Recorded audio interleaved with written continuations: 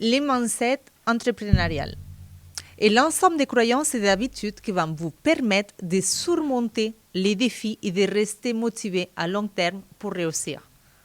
Ceci qui différence que certains ils abandonnent de ceux qui persévèrent. Non, attends.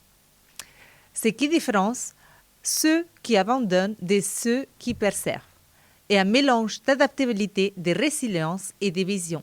Pourquoi est-ce si important? Les mindsets et 70% du succès, les stratégies et outils ne fonctionnent que si on a un bon mindset. Il aide à gérer les échecs, à rester motivé, à innover et à créer une vision durable.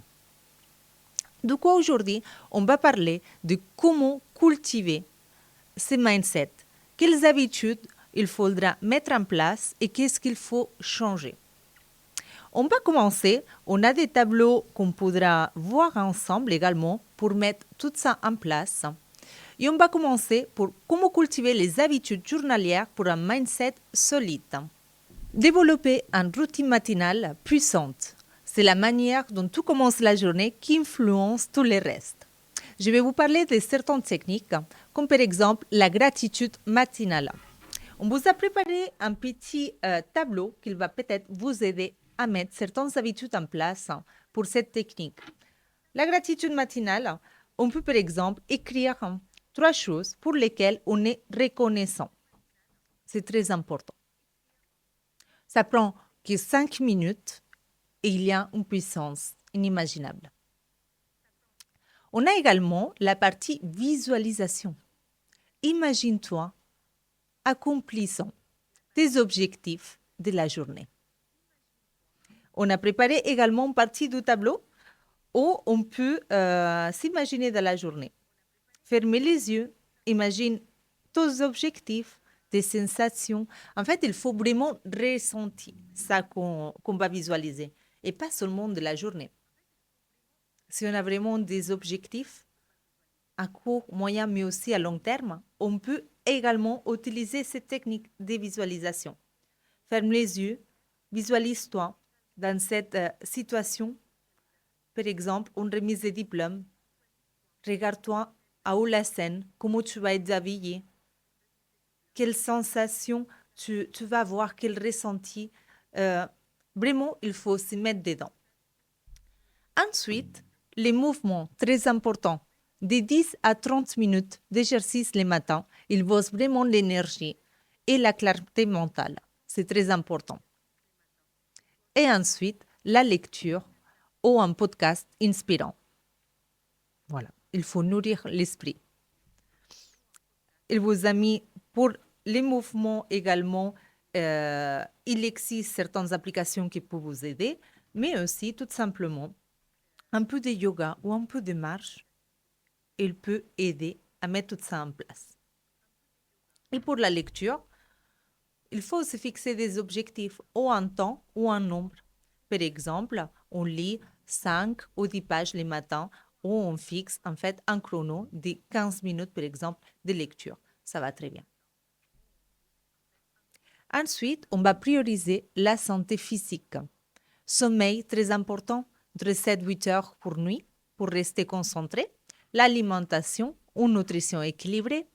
L'exercice régulier, comme on a dit. Ça augmente la discipline personnelle et réduit le stress. Un point numéro 2, on va se conditionner mentalement pour réussir. Qu'est-ce que ça veut dire? La première chose, on va reprogrammer ses croyances limitantes. Pour cela, on a créé également un tableau. On va venir à identifier ses croyances.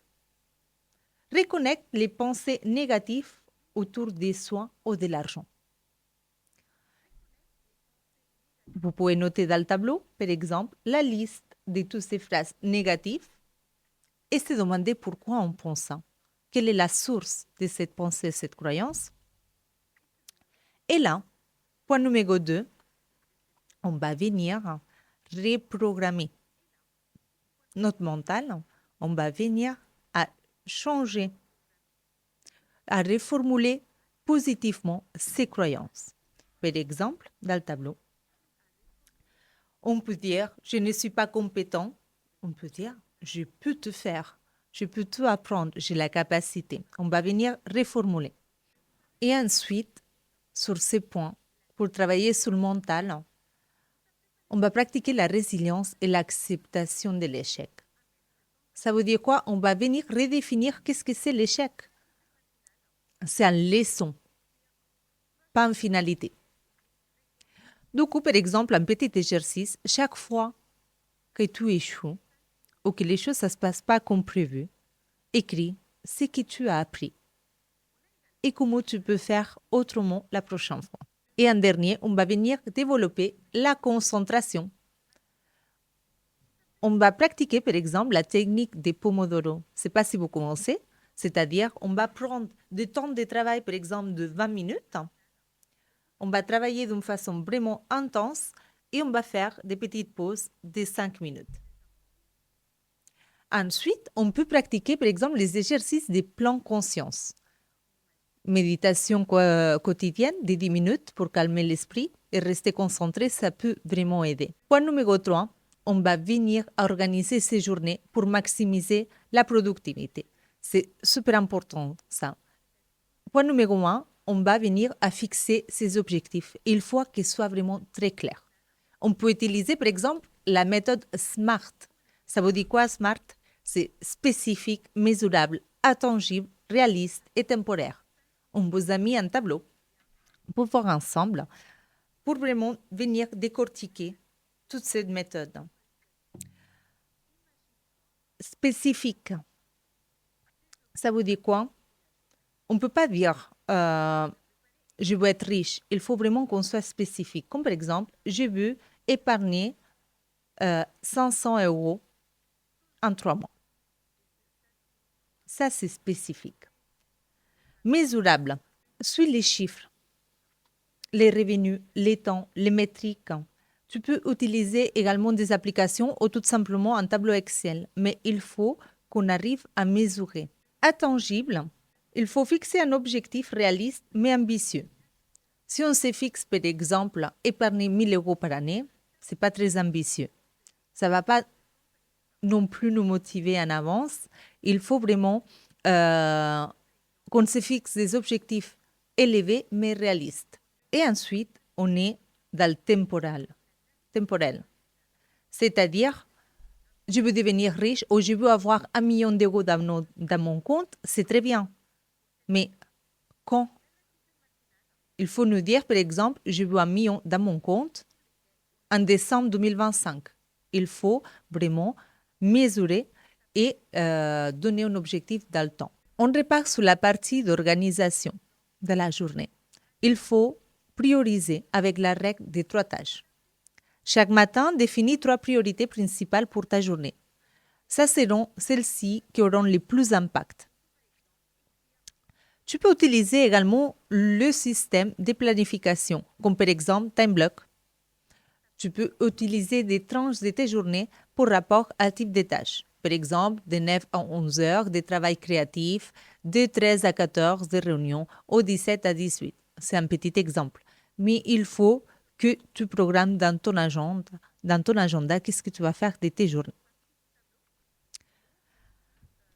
Point numéro 4, on va passer dans une partie très importante pour rapport à la constitution et au renforcement du mindset, même si on ne croit pas. C'est construire une discipline émotionnelle. Gérer les stress, on recommence. Gérer le stress, par exemple, on peut faire des exercices de respiration. Des exercices de respiration, on vous a mis également dans votre petit tableau comment l'appliquer. Comme par exemple, inspirer 4 secondes, retenir la respiration 4 secondes et expirer pendant 4 secondes. Et on peut faire en série de 5. C'est très important, il y a un fort impact, même si on n'y croit pas. C'est beaucoup plus sain que prendre un café et fumer une cigarette. Voilà. Et ça aide vraiment à court terme, mais surtout à long terme. On a également la partie perspective. Quand quelque chose ne marche pas ou ça ne se passe pas comme prévu, Demande-toi si ce problème sera encore important d'ici un an. Si la réponse est non, bah, c'est tout dit. On peut passer à les suivants. Vraiment, il ne faut pas se concentrer sur les problèmes à l'instant. S'il y a des solutions et s'il n'y en a pas, vous avez également la réponse. Et un conseil que je peux vous donner et que ça a pris du temps également à qui résonne à moi, c'est éviter le perfectionnisme. Ça ne sera jamais parfait, mais qu'est-ce que c'est le plus important? C'est passer à l'action. Alors, la loi de Pareto, vous la connaissez, la règle du 80-20. 80% des résultats proviennent des 20% des efforts. Agis d'abord et perfection ensuite. Pour celle-ci également, on vous a mis un petit exercice vraiment pour que vous puissiez passer à l'action. Et qu'est-ce que vous pouvez faire pour améliorer ensuite? Quand on est entrepreneur, c'est important de développer un esprit d'apprentissage. On n'est jamais assez formé. La loi, la fiscalité, notre métier, il évolue. On doit être en continu dans cet esprit d'apprentissage. Lire et écouter des ressources inspirantes, c'est un exemple. Il y a certains livres de mindset qui sont très bien. Moi, personnellement, ça m'a inspiré, comme Réfléchissez et devenir riche de Napoléon Hill, The One Thing, ou tout simplement les livres qu'on connaît tous, Père riche, Père pauvre. Ça, on vous a mis également dans le tableau un petit espace où vous pouvez en fait intégrer les livres qui vous ont inspirés, mais aussi les nouveaux livres que vous souhaiterez lire prochainement. Un autre point important pour rapport à l'apprentissage, c'est par exemple trouver un mentor ou un modèle, quelqu'un qui vous inspire, quelqu'un qui est là où vous aimeriez bien y être dans un futur proche. Pour cela, vous pouvez intégrer des masterminds, par exemple. Moi, je suis dans un cette année et ça m'a énormément aidé à passer la vitesse supérieure, à gagner beaucoup de temps. Il ne faut pas réfléchir en dépenses, il faut réfléchir en tant qu'investissement. Tout apprentissage, c'est un investissement pour vous. Vous investissez en vous et en votre boîte. Aussi, vous pouvez faire des coachings ou des séminaires. Le 6e point, ça va être nourrir son esprit spirituel. La méditation ou des moments de silence, tout simplement, même 5 minutes par jour, peut te recentrer et peut t'aider mieux à gérer les chaos. Connecter ses objectifs à sa mission de vie, c'est très important. Il faut être vraiment aligné. Pose tout simplement la question, pourquoi est-ce que j'ai fait cela? Quel impact est-ce que j'ai vu avoir sur les autres? Cela donne une motivation profonde et durable. Et là, c'est important pour rapport au mindset. Connaître ton vrai pourquoi. C'est quoi la finalité? Pourquoi tu fais tout ça? Un 7e point, cultiver un environnement positif. Ah, et que c'est important ce point. S'entourer des personnes inspirantes. On est la moyenne, comme on dit, des 100 personnes qu'on fréquente les plus. Du coup, rejoindre des communautés ou des cercles d'entrepreneurs, des gens qu'ils ont la même vision des choses que toi ou que t'inspirent tout simplement. Coupe les relations toxiques ou négatives qui freinent ton énergie. Crée un espace de travail inspirant. Ton bureau doit être organisé, lumineux, motivant. Pensez que si vous faites, par exemple, du travail à la maison, il faut que votre espace de travail vous motive. Il faut que vous vous sentez bien, qu'il vous aide à être productif et inspiré. Et le dernier point, vraiment très important, restez aligné avec vos valeurs. Identifie tes valeurs fondamentaux. Par exemple, la liberté, l'impact, la créativité. Assure-toi que tes actions quotidiennes soient alignées avec ces valeurs-là. Qu'est-ce que tu fais pour rapport à ton entreprise, les actions que tu mets en place, si ton unique but, c'est vraiment gagner l'argent, mais tes valeurs profondes ne sont pas là, ça ne va pas durer longtemps. Et mentalement, tu ne seras pas aligné et ça va peser à long terme. Du coup, vraiment, c'est très important d'être aligné par rapport à tes valeurs profondes, les connaître, les identifier. Et pour cela, ces cas pratiques, il va vous aider à les identifier et à mettre toutes les actions nécessaires pour que chaque action que vous proposez, non, pour chaque service que vous proposez, par exemple, dans votre société, soit aligné avec vos valeurs. Et très important, on est là pour de long terme. Du coup, il faut pratiquer l'intégrité. Ça vous dit quoi? Sois vraiment fidèle avec tes engagements. Que ce soit envers toi-même ou envers les autres. Qu'est-ce qu'on dit? On les fait. Très important. Surtout dans les relations personnelles, professionnelles, n'importe si c'est ton business et c'est toi en tant que personne. La vie, les business, il est fait des relations humaines. On aura beaucoup de personnes ou des professionnels compétents comme toi qui va proposer les mêmes services que toi.